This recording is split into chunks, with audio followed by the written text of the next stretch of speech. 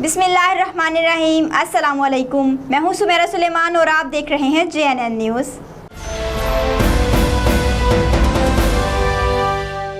सादिकाबाद नहर में नहाते हुए 4 खवातीन डूब गई। 2 को निकाल लिया गया जबकि 2 की तलाश जारी। तफसीलात जानते हैं आबिद एजाज की इस रिपोर्ट में।